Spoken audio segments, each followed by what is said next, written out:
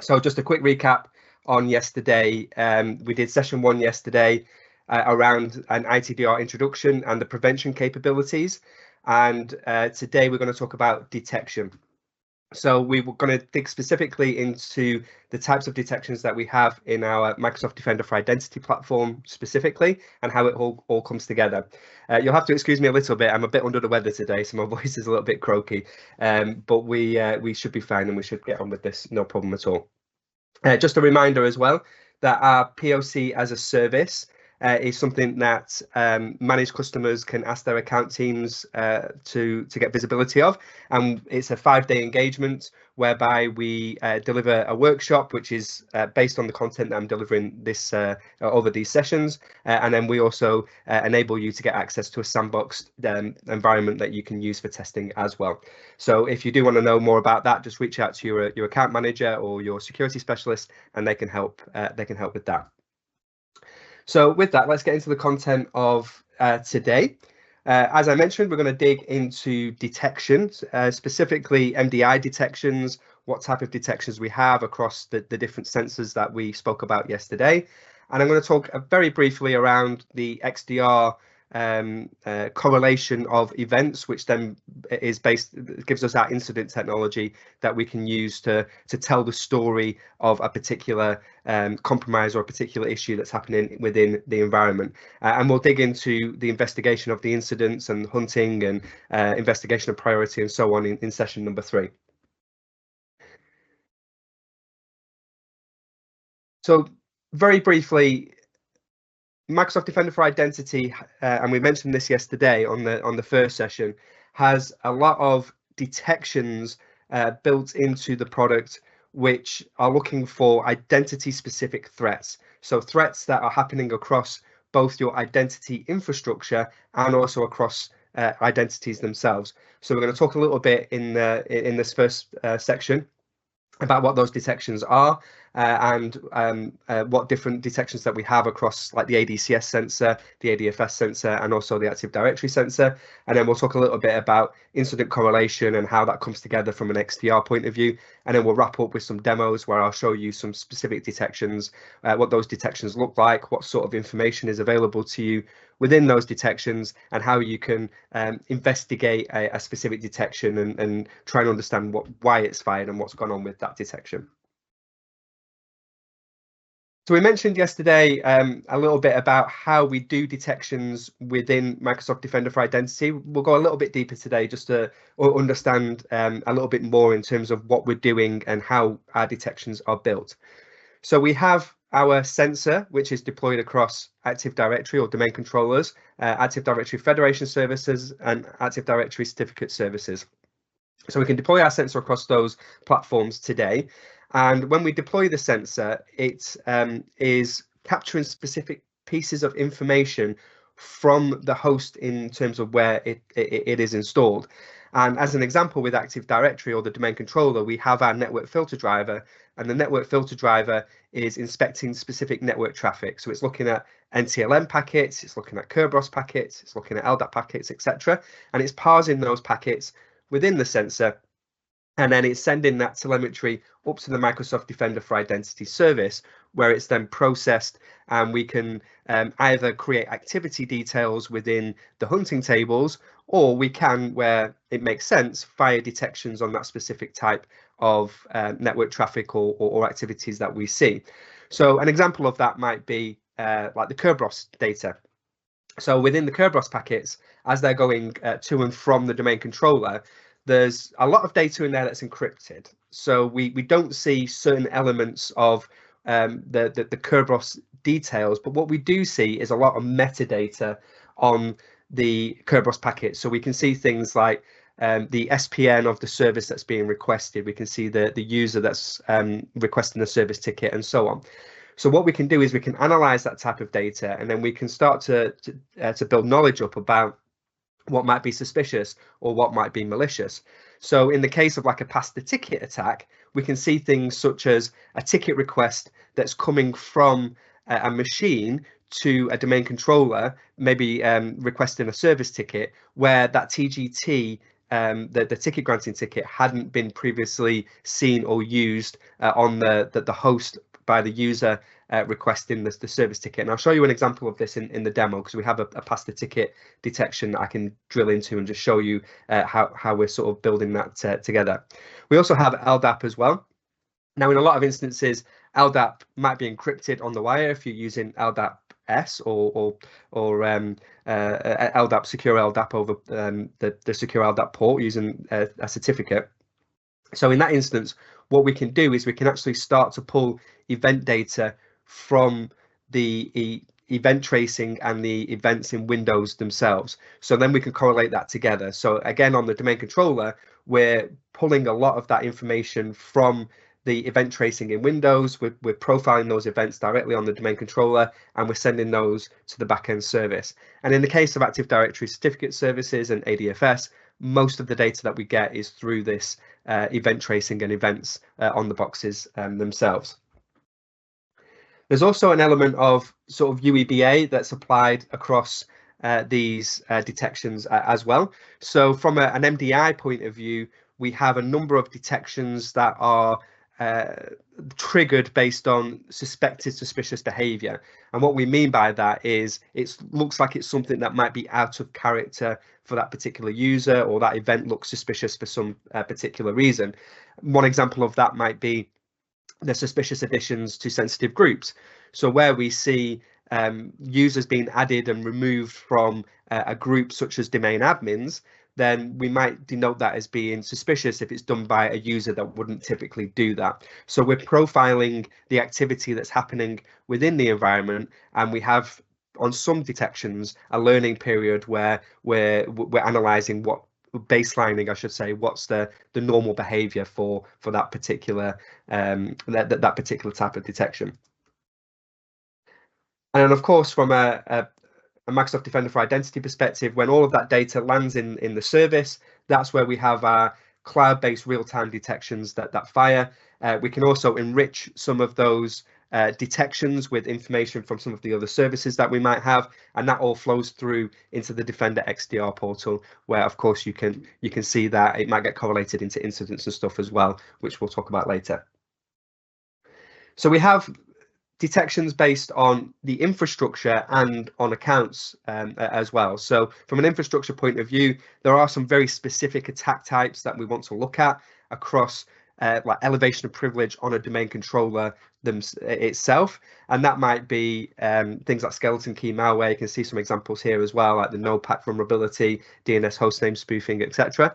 And then on the accounts as well, we have specific detections which can fire across that, which might be somebody trying to launch a brute force attack against that account, maybe trying to password spray that account, or as I mentioned previously, like a pass the ticket style attack against the identity.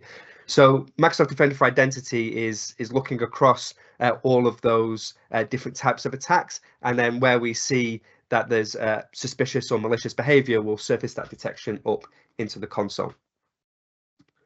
Now, to talk specifically about Microsoft Defender for Identity, the sensor we have for Active Directory Certificate Services, or ADCS, this is a relatively new capability that we added. I say relatively new, but probably in the last sort of 9 months or so, we released our sensor for ADCS. So ADCS, if you're not familiar with it, is Certificate Services. It's a service that you can deploy within your environment to issue and manage digital certificates, X509 certificates.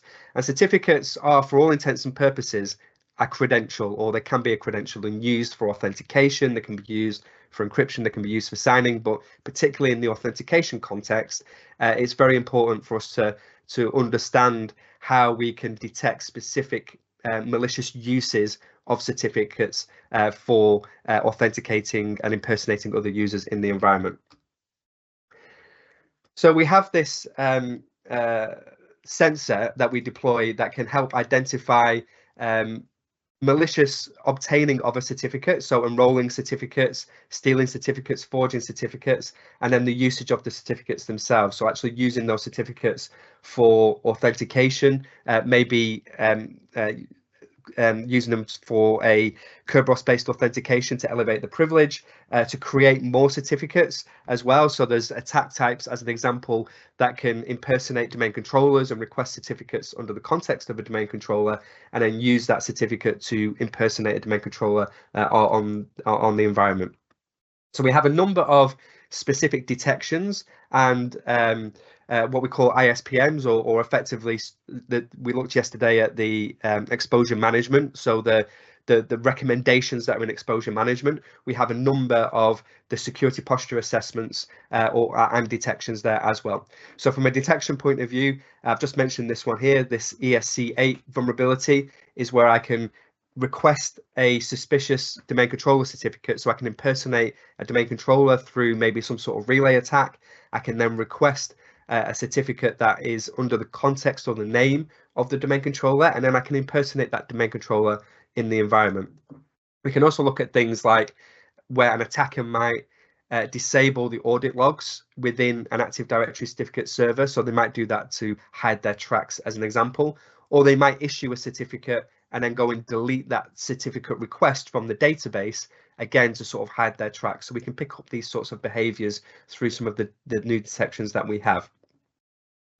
With the security posture assessments, we have a number of posture assessments, and we did look at one of these yesterday, where we're analysing the configuration of the Active Directory certificate services, and we're looking for misconfigurations that could be used for elevation of privilege. So the one we spoke about yesterday was the ability to arbitrarily pass a certificate subject name, subject alternative name into a certificate request, where I could then request a certificate under the context of somebody else and then use that for authentication. So these are the types of things that we can pick up with the new ADCS sensor.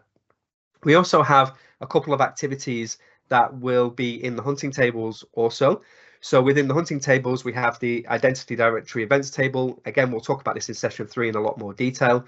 And within that table, we have a couple of new events that will be provided into that table. So where we see certificate issuances or failed certificate issuances, they will create logical activities. And then, of course, you can hunt for those, or you could create some sort of custom detection on those if you wanted to as well. Then from an Active Directory Federation Services point of view, we also have a sensor specifically for ADFS. And if you're not familiar with ADFS, ADFS is a service that you can deploy within your environment to federate back OAuth and other modern authentication protocols back to your on-premises environment to Active Directory. Now, in a typical Kerberos-based authentication, the client will have line of sight to a domain controller, and the domain controller with the MDI sensor will pick up all of that Kerberos activity, will know the source of that Kerberos authentication, and will be able to profile that activity, as I've just mentioned. However, when ADFS is deployed in the environment, then the entity that's doing the authentication, the user, could actually be a user on a device outside of the corporate network. So they could be somewhere on the internet, and when they're accessing something like Entra, the Entra service directly, then they will perform a modern authentication and then get redirected or federated back to an ADFS server, where the ADFS server is effectively doing some sort of delegation to then authenticate the user against Active Directory in the on-premises environment. So this can create a slight issue with visibility on where that authentication is coming from, because we don't necessarily see in the Kerberos packet the source user account and the source machine of the cloud-based user. We're seeing the authentication request coming from the ADFS server itself. So when we deploy the MDI sensor on ADFS, we can start to fix that gap in visibility and actually get a broader view on where those authentications are coming from. So with the ADFS sensor, we can actually enrich specific authentication activities. So again, we can start to translate back those logon activities to the source based on the visibility that ADFS has. We can look for cloud-based brute force attacks or account enumeration attacks against the ADFS service as well. And we can look for specific issues on the ADFS server as well, where maybe somebody is executing a PowerShell script on the ADFS server or creating a malicious service which could be used to compromise that federation server. And a federation server should be considered a tier 0 server in that context. Chris, yeah, I found a break just quickly. There's a question. It's for ADCS. So yeah, can ADCS sure. detections be used for on-prem ADCS? Yes, so they are specifically for the on-prem ADCS servers that you would deploy, particularly enterprise CAs. So if you have enterprise CAs within your environment and you are using MDI today, then I would encourage you to deploy the sensor on your ADCS servers. You will get great visibility, particularly on those posture assessments, surfacing up those misconfigurations. They are gold dust, I would say, for a security engineer to be able to identify those particular elevation of privilege issues that might be apparent. So yeah, absolutely, it's for those scenarios. Perfect. Thank you so much. That was it for now. Okay, thanks. And then just finally, on the Active Directory point of view, this is a bit of a busy slide, so I've put a link here just so you can go and actually see all of the detections that we have. So if you go to aka.ms/MDI alerts, then you will get a list of all of the types of identity-based attacks that we detect, not just for Active Directory, but for the other things that I've mentioned also. But specifically from an Active Directory point of view, we have the broadest range of detections, because that's where our history came from, right? It came from the ATA product, specifically looking at domain controller issues, looking at authentication issues, and the products evolved over a number of years and added new detections and so on. We're now branching out into that ADCS sensor, as I've mentioned, but specifically and historically based on those types of identity-based attacks, we have a number of detections for all manner of different issues that might be apparent in the environment. So we can talk about things like reconnaissance or discovery events, things like network mapping, things like SAMR reconnaissance, LDAP reconnaissance, where those tools like Sharphound, as an example, might be used to profile an environment. We have detections that are looking for that type of recon. We also have things like credential access detections, and again, we've sort of mentioned some of these already, but one that I'll dig into in the demo is like the DC sync attack, which is used to replicate information from a domain controller, maybe replicate things like password hashes from the domain controller to then be used for nefarious purposes. So we can identify those types of issues and those types of malicious usages of domain controller sync in the environment. We also have lateral movement detections as well, so things like pass the ticket. I mentioned this one already, where somebody might dump a Kerberos ticket from one machine and then use that TGT or the Kerberos ticket on a secondary machine to then go and request a service ticket under the context of somebody else, where they've passed that ticket, they've dumped the credential from memory, they've passed the ticket, that ticket is then that user is then considered to be compromised. We can identify those types of lateral movement based attacks. All the way up to like exfiltration, where there might be data exfiltration over SMB, you know, if people are trying to dump the ntds.dit as an example, or suspicious communication over DNS. So there's the whole range of detections that we have within the product. And you know, we would encourage you obviously to look at the MDI alerts website there to go and have a dig into all of the different detections that are available. So we'll talk a little bit about the incident technology now then. So from an MDI point of view, MDI is in and of itself like a standalone service whereby you deploy MDI, you deploy the sensors, and then the MDI backend will process the telemetry from both the domain controller sensors and the other sensors that we've mentioned, and then it will create detections, it will push the logical activities into the Defender XDR portal. If you have other products from the Defender suite deployed, notably things like Microsoft Defender for Endpoint, or indeed, Entra Identity Protection, all of the capabilities that are in the E5 security bundle. Then what we can start to do is, or what the Defender XDR service can start to do, is it can start to analyze those signals across the different product stacks, and then it can start to join those signals together and then create an incident story of what's happened. So it does a few things. The incident technology is trying to reconstruct the story that's happening from a particular compromise. So it's analyzing alerts and telemetry from all of the different products, and it's creating a story where it's correlating those things together. I'll talk a little bit about the correlation in a second, but it's looking at those events, and it's seeing that maybe there's a pass the ticket alert, and there's a pass there's a credential access alert in MDE. It can then relate those two things together, and it can start to draw context from that, and then actually start to build out an attack story. So one of the primary benefits of the incident technology that we have is actually bringing together those individual detections that we have on a product by product basis, and then pulling them into an alert story where the alerts are correlated into one incident. That is the primary function of that, really, is to try and reduce the alert queue and make your security operations team more efficient.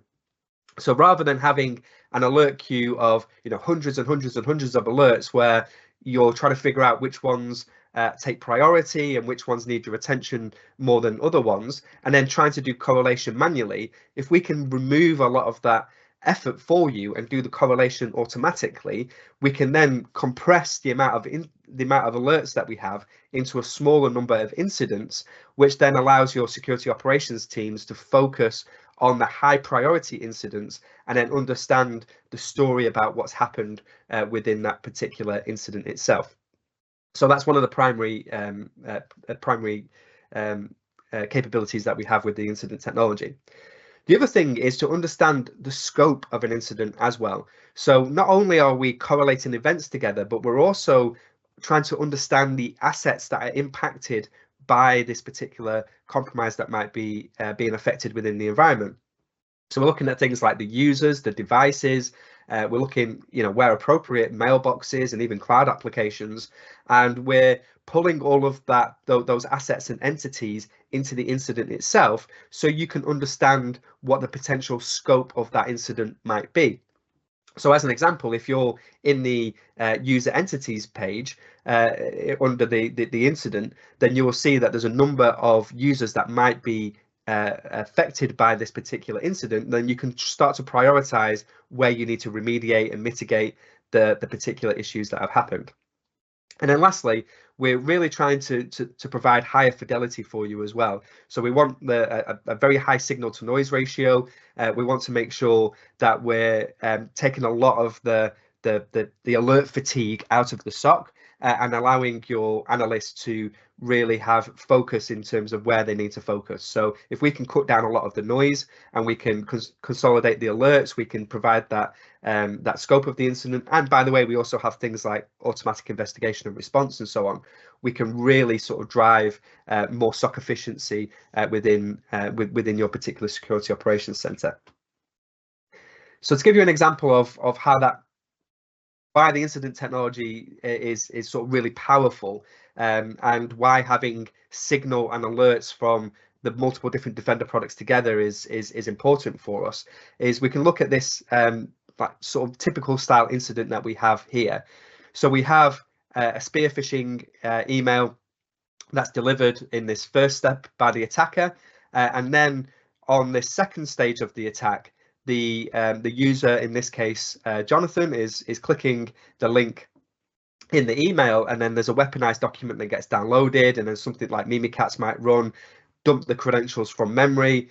The attacker will then use those credentials to perform some reconnaissance, maybe do an overpass the hash or some sort of lateral movement attack, move on to a secondary device, escalate their privilege on that device, so on and so forth, until they get to a point of full compromise, whatever their end goal might be. It might be human operated ransomware, it might be, you know, full domain dominance, it might be getting access even into the cloud environment to do something like a BEC attack. It doesn't really matter what the end goal is, but the sort of steps that play out in a typical attack are usually quite common and quite similar. So if we have tools, different tools that are collecting this signal, maybe from you know, different vendors, then a lot of the time that signal can be isolated and not joined together. So it would be incumbent upon the security operations teams to then take that data into something like a SIEM and then correlate it themselves. Now, the problem with that, or one of the challenges with that, I should say, is when data is taken into something like a SIEM, typically you might only take the alert data. And that can create a bit of a challenge or a bit of a gap, because there are, as you can see in this sort of example here, specific events that are in and of themselves maybe not high fidelity enough to create an alert, which might have context in them that might be missed if you're just taking the alerts themselves into a SIEM and correlating on alert data. So in this instance here, Jonathan clicking a link in an email, that's not high fidelity enough. You know, there's telemetry there and the signal there, but it's not high fidelity enough to actually create an alert itself. Where the alert comes in is from the endpoint detection service, where that downloads a weaponized document, and then we see that there's, you know, malicious software that's then running on the machine. So we have alerts for that, but we don't really have the context necessarily in terms of where that's come from. And then as we move forwards into the lateral movement, again, we can see maybe that, you know, a tool like Mimikatz has been run, but then we see alerts for reconnaissance activities, but we don't necessarily know that the credentials that have been stolen have been injected into memory and reused there. Now, what we do with our Defender XDR product is we start to correlate together the alerts, but also the events as well. So we're looking at alert to alert correlation, we're looking at event to alert correlation, and event to event correlation. And as we start to build this out with our XDR lens, you can sort of see then how we can build the story out where we have that context. So we know from our endpoint detection platform that the link that was clicked here actually corresponds to an email that was delivered here. Now, maybe at time of delivery, the link was benign and it was weaponized post delivery, but we get that context, then we can start to draw conclusions then about where that email has come from, and then Jonathan clicking that link, and then we can start to sew that together within the story that we have. And then ultimately, once we've done that alert to alert correlation, event to event correlation, etc., then we can create one incident across all the individual alerts and telemetry, and then surface that up for an analyst to get a full picture of the story that's happened. Now, to talk very briefly about sort of how we do the analytics, there's broadly speaking, there's a couple of ways that we're doing that correlation. We're looking at similarity-based clustering, and we're looking at causation-based association. So similarity-based clustering is where we're looking at the characteristics of the event or the alert, and then we're grouping them together based on those characteristics. So there's a good example of that in our email solution, actually, whereby an attacker might launch an email campaign against your organization, and what they might do is they might subtly change the body text of an email, they might subtly change the subject names of an email, maybe they'll change the sending infrastructure for a number of the mails, just to try and get around the defenses that you might have. So what we can start to do is we can start to cluster those things together, where we're looking at all of the emails that have been delivered through the service, where they have properties which are similar. So they might have a different sender and sending infrastructure, but they might have the same weaponized link, or they might have the same subject, or the body text might be similar. So we can start to cluster them together based on characteristics like that. And a causation-based association is effectively the cause and effect. So we've seen this thing happen, and because that thing has happened, this second thing has happened, and we can sort of join those together and create these causation-based chains. So we know, like in the previous example, that we use that Jonathan clicked the link on an email, and we know that that email was maybe weaponized link after delivery. We get that visibility in the email solution. We can start to thread that through, and then that's how we sort of build this incident story together. Now, I just want to hone in specifically before I get to the demo on identity-based detections as well. And it's something that I get asked quite a lot with customers that I speak to. They'll ask me questions, typically two types of questions. They'll say, I've got a SIEM already and I'm collecting event logs from my domain controllers. Why do I need an identity-specific detection service like MDI? Or they'll ask me questions like, I've already got an EDR. Pretty much everyone's running EDR nowadays, right? It's a very pervasive technology. I'm already running EDR, so what value is the identity-based service giving me on top of EDR? And there's a couple of answers to that, I think, which might help sort of resonate why this stuff is important. So on the first one, in terms of the collection of the events into a SIEM, it's a very good question that I get asked, because yes, logon activities are logged in the domain controller audit logs, and then you can take those audit logs and you can perform some analytics on that in whatever platform you decide. However, what you're missing and what we're providing with our depth sensor, there's a couple of things there. First off, we have visibility of the network traffic, and there's a lot of metadata in that network traffic that we're parsing, which is great additional context for what's actually happening within the environment. So if we take in a logon event, we might see an event ID that gets logged into the domain controller's event log, but we're not necessarily seeing all of the properties of the metadata of the Kerberos packets that we can pivot on. Maybe it's things like the encryption types, maybe it's other properties of the Kerberos packet that are interesting for us from a detection point of view, where certain tools might manipulate the Kerberos packets in certain ways, and they provide certain heuristic signatures that we can pick up within the network traffic directly. We always say the network never lies, right?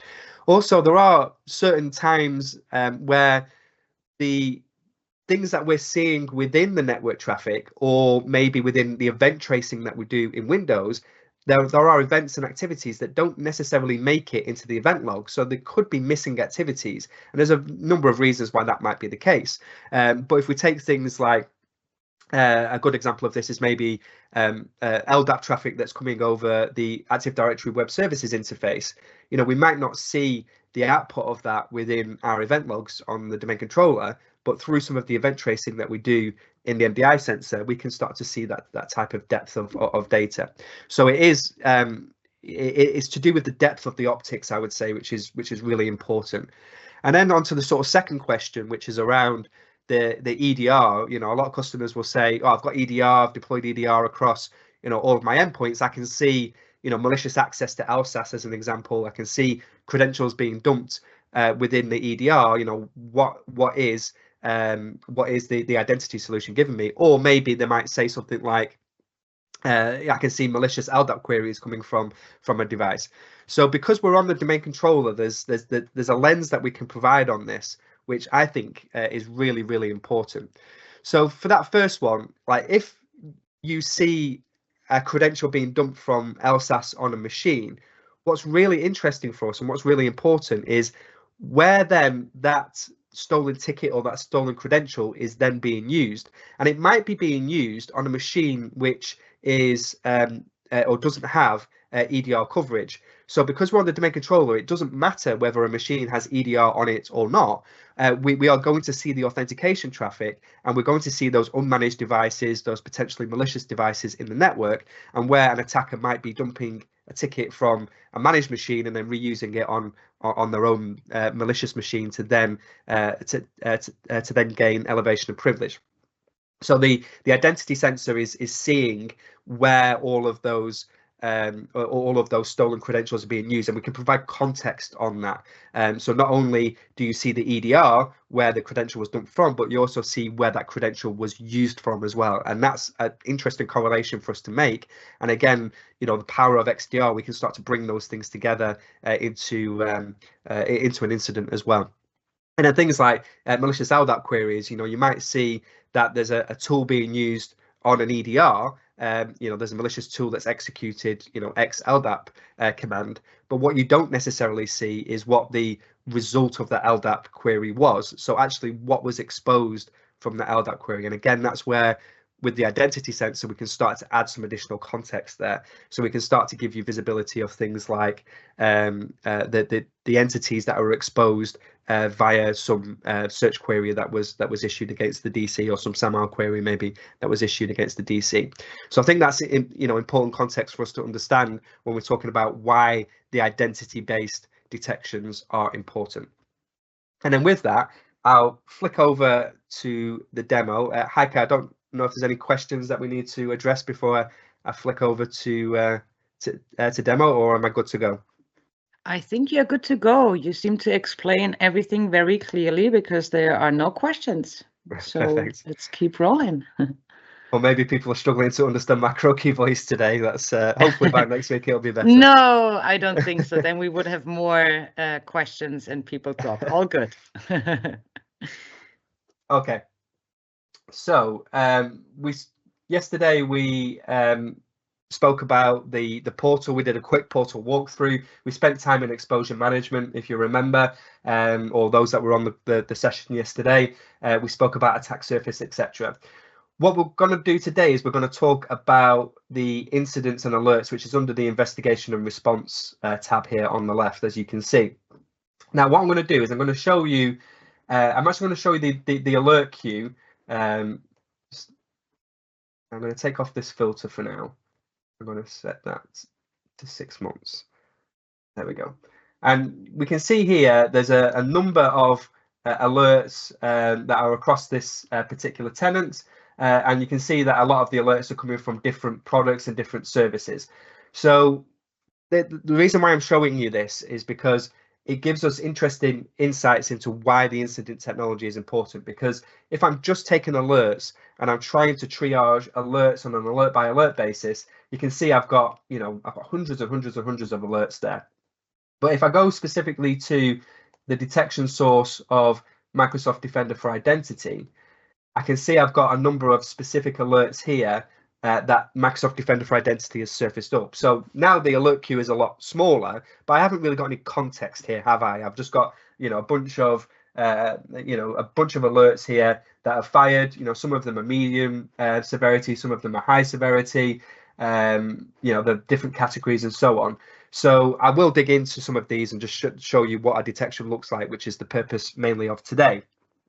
But the incident technology is really where it starts to come together. So if we have a look at a specific detection or a couple of detections within MDI, we have like this pass the ticket one. I've mentioned pass the ticket already as something that might be interesting for us. So if I go into here, I can see what's making up this particular detection. So this is from Microsoft Defender for Identity. I can see on the right hand side here, suspected identity theft, pass the ticket.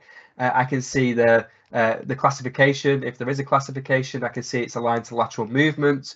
It's from the Microsoft Defender for Identity service. I can see this is actually a couple of months old now, and I can see a little bit of detail about this in terms of some of the entities and so on. So there is a little bit of context there within that. And then I can also, if I just maximize this part of the page here, I can see the detection itself.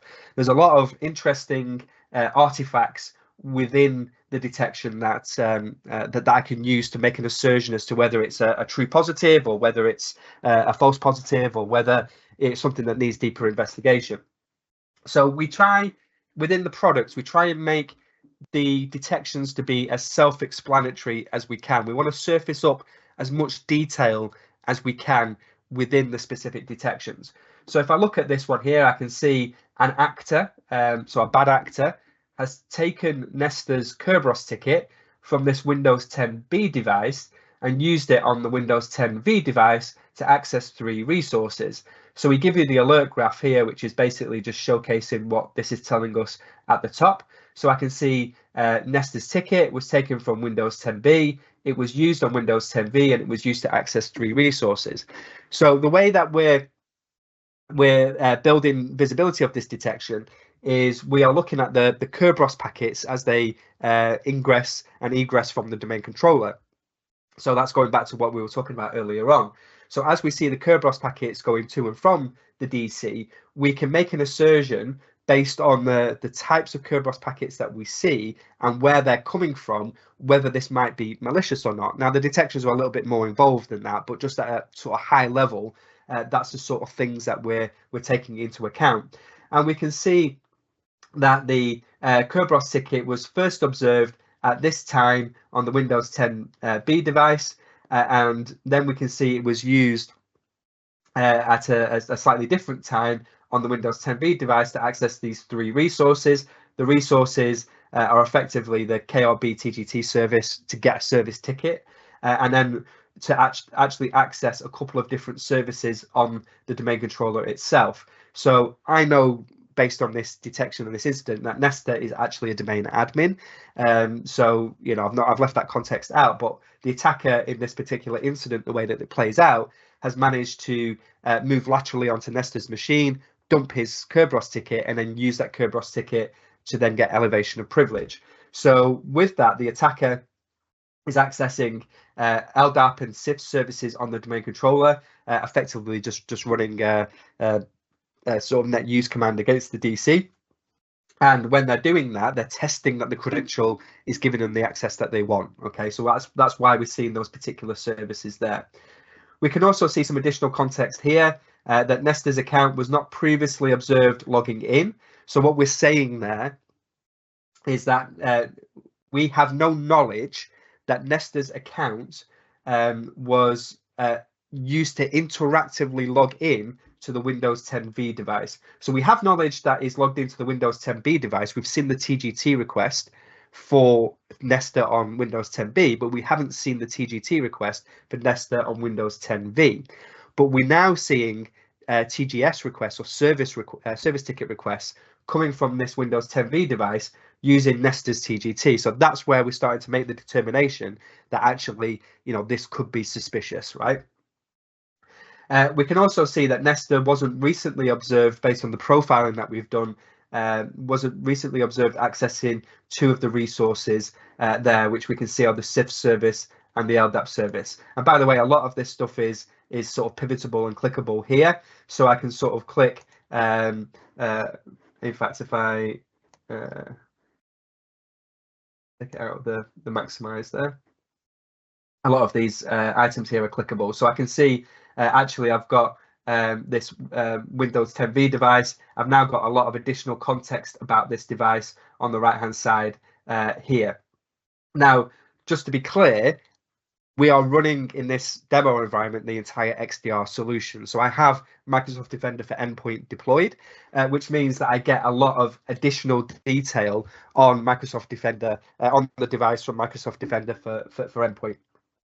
So I can see things like the alerts of this device. I can see things like the configuration of the device and so on. All of this is coming from Microsoft Defender for Endpoint. Now, if I didn't have Microsoft Defender for Endpoint deployed, I would just get some like bare information about the device that MDI can discover. But you know, all of this information is sort of pivotable and clickable. I can also click on like the Nesta account here as well, and I can get a quick view of Nesta's account on the right hand side. I can see some of the metadata. It just takes a second to load this, usually on the first load here. I can see you know, a little bit of information, and we looked at this a little bit yesterday in terms of the devices, the groups, the accounts and so on, and then I can go directly to the user page from here as well. I've also got the option to trigger some of the response actions directly from you know, from this part of the console here as well. So you know, it's important to know that we're trying to make as much of the UI efficient for you as we can. So we don't want you to have to pivot around, you know, different pages and different parts of the portal. We're trying to surface up as much information as we can, you know, directly in these side panes, and you know, directly available to you just as you click around the actual detection itself. And that's pretty consistent across all of the different products. So MDI is not unique in that. It's just the one that we're talking about today. So again, just to sort of finish off what we were talking about here, we can see that we have, we spoke already about the Nesta account not recently being observed logging into these resources. We can also see here, which is something that we should talk about, which is really important, that this device was resolved with high certainty.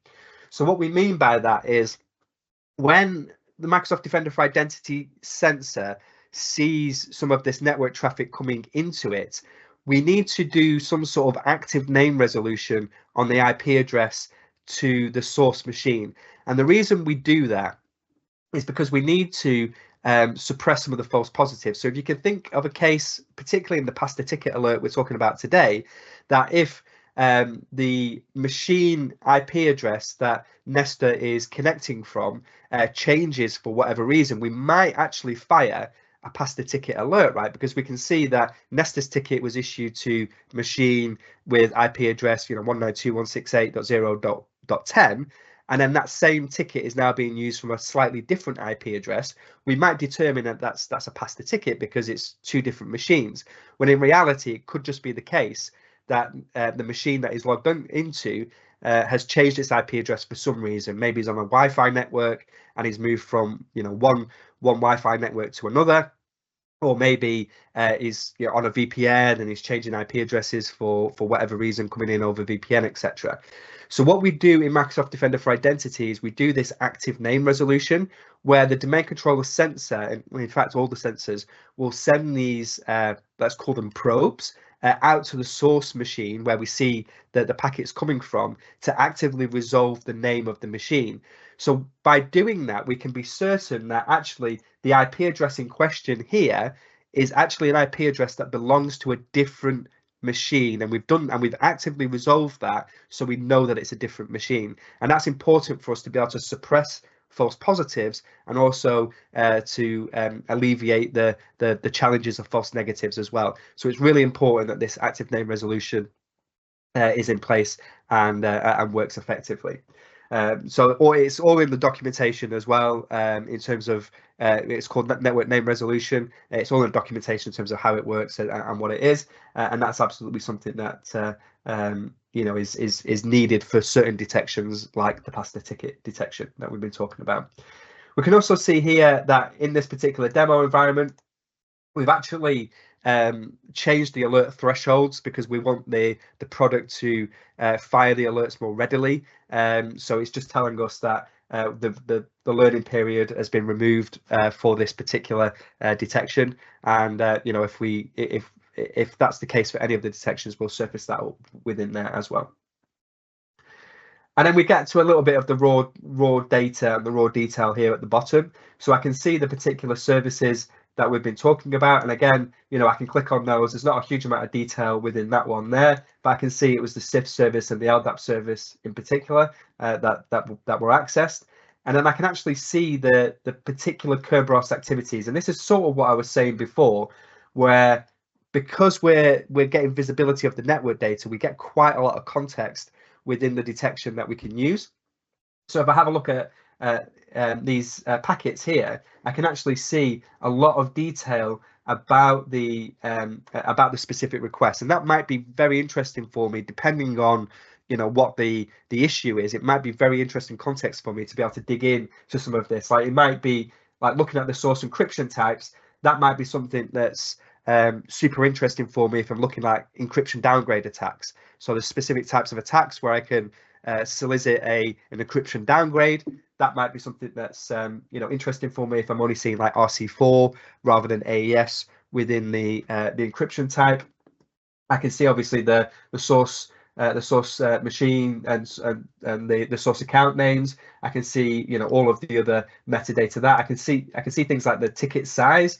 And again, that might seem like inconsequential, but the ticket size could be important where certain tools will certain malicious tools that you use might have a particular way of crafting Kerberos tickets that might change things like the ticket size. So these are all properties that are available to me within the raw data, and I can click through, and of course I can go through and see all of these different tickets that have been issued there.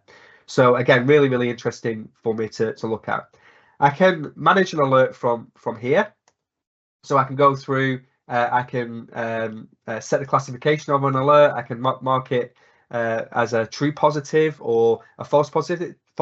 Now it's really important that you do this, by the way, within the tool or within the incident, so you can sort of mark things as true positives and false positives, because that feedback does sort of get analyzed, and we do try and we do want to have a high signal to noise ratio. So by providing that feedback in terms of what's an FP, what's a TP, etc., we can start to get some of that analysis in terms of whether our detection engines are working effectively. Of course, I can mark it as resolved, etc. I can also do things like tune the alert as well. So if I want to tune this out because it is an FP, maybe, then I can start to do that, and I can come into this tuning logic here, which is available to us. So I can typically, what I would do and what I would recommend is, if you click this item here, which is autofill rule conditions, what it will do is it will take the entities that we can tune on, which are in the top of the detection here, and auto-populate them for us, so I can start to tune out this detection based on specific things that might be interesting. So I might say in this example that using this Kerberos ticket from Windows 10B is fine, and I can just tune out that I can tune out that particular alert there. I can obviously modify some of these properties. So it's quite a robust way to go through and analyze the detection and tune it out specific properties that might be available to us. I can also export the alert raw data as well. Now this is interesting for us to look at and for us to do as well. It takes a second, but I'll just open up that file there, and it opens up an Excel. Just let that load 1 second. So this is useful if you want to, there we go. If you want to see some of the raw data that we have within the alert. So we can see a summary of the alert there. We can see the source computers. We can see the source accounts. And if I just scroll over, I can see a bit more information. I can see the access resources. This is all the information we've looked at already. I can see the network activities. I can see the related entities there. And then I actually get quite a lot of detail in these JSON entity blobs here as well. So there's quite a lot of information I can use across all of this. So I might do that if I'm really going deep into this particular detection and I want to really analyze it. That's something that I can do, and there's a lot of raw data in there. By the way, a lot of this data is also in hunting as well, and I'll show you this in session number 3. We'll actually look at some specific queries that we can run to have a look at things like Kerberos activities and so on. I'll give some sample queries that you can run also. So we've got a couple of minutes left. I don't think there's any questions, so I'm going to maybe just switch back over to the portal, and I will just go back to the alerts page here, and then maybe we can just have a look at another alert, which is maybe interesting for us. So I already spoke about the pass the ticket, but we have ones here as well, like DC sync attacks. So we can see a slightly different detection. We can see what this one is representing for us. So in this instance, we've got, again, the Nesta account, and Nesta's account is being used on this, again, Windows 10V device. By the way, it's part of the same incident, which is why it's the same user and the same device, but we'll talk about that in the investigation session. And we can see that the user Nesta has sent a replication request. That's a domain controller replication request to the domain controller from this device. And we can see that Windows 10V is not actually a domain controller, and we've resolved it with high certainty. And I can see here a bit more information. Again, I can see the domain controller that the request was sent to. I can see the source machine where it came from, and I can see the source account. So again, we're trying to surface up a lot of that information for you within the detection. And just to sort of finish off, like, we do have a number of detections, as I've mentioned already, across many different sensors and many different parts of the platform. So yeah, I would encourage you to go to the MDI alerts webpage. Have a look at that. If there's any learning periods that are specific to a detection, they're called out in the documentation. So certain detections will have a learning period associated with them where we're profiling the activity over a certain period of time. That's important to understand if you're trying to sort of triage and understand the particular detections. In the next session number 3, we'll dig into a little bit of the incident overview and how it's correlated together, how we would actually investigate an incident, and then we'll talk about hunting as well. But with that, I think we can probably wrap up there, Heike, and hopefully that was useful and informative. Yeah, Chris, thank you so much. There's, again, as you said, no additional questions. So, Chris, as yesterday as well, thank you, of course, for being our guest and for sharing these great information with our community. Also, thank you to the Q&A team that helped us with answering no questions because we handed over all to you, Chris. To all the listeners still on the line, if you are someone who wishes to aid in the protection of the world from cybersecurity threats and desire to have a say in shaping our strategies, blueprints, and recommendations, then we invite you to become a part of our security community.